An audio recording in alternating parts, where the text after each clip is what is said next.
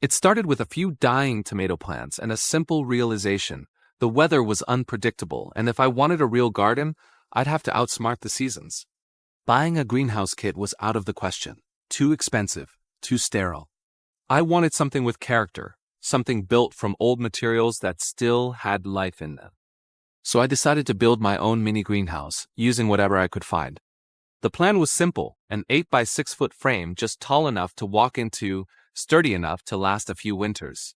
The mission was clear: build sustainably, spend almost nothing, and make it beautiful in its own imperfect way. The first step was scavenging.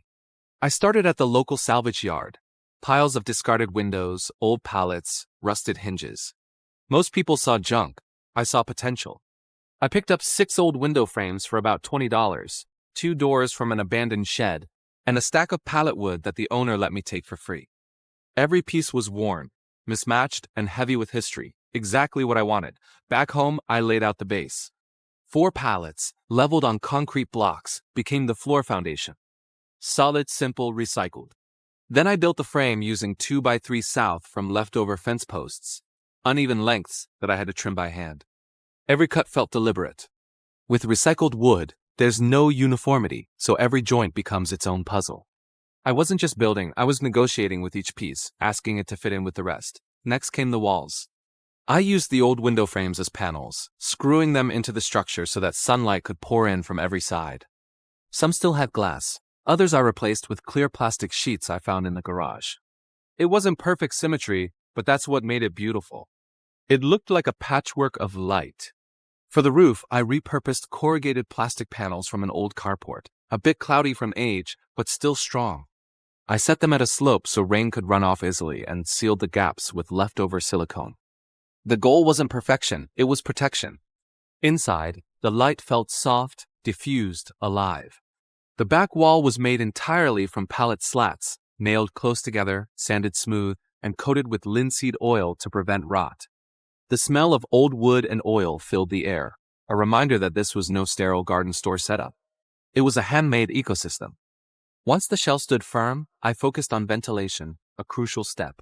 I installed one of the old windows with working hinges at the top so it could open outward for airflow.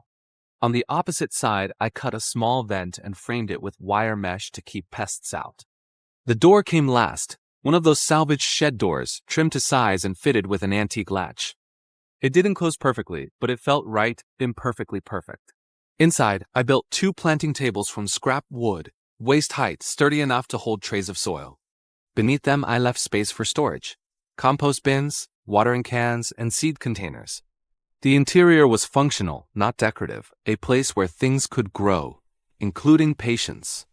Then came the real magic, the planting. I filled the trays with herbs, lettuce, small tomato plants, and peppers. Within a few days, the greenhouse started doing what it was meant to do. The air inside stayed warm even at night. Moisture condensed on the windows, and the scent of soil began to fill the space. It was alive. The total cost? Around $90. Most of that went into screws, sealant, and a few replacement panes. Everything else was reclaimed, reused, or reimagined. But the value, that was something else entirely. This wasn't just about saving money. It was about giving old materials a second life and proving that sustainability doesn't have to be high-tech. Every time I walk into that greenhouse, I feel a quiet sense of pride. The sunlight hits the old glass, each pane catching light differently. Some golden, some pale, some perfectly clear. It's not polished, but it's honest. And that honesty makes it beautiful. A few months later, when the plants started thriving, when the tomatoes climbed their supports, and the herbs filled the air with scent, I realized I hadn't just built a greenhouse. I built a system of renewal. Old things made new, forgotten things given purpose. And maybe that's what DIY is really about, not just making something functional, but creating a reminder that effort and imagination can outlast convenience.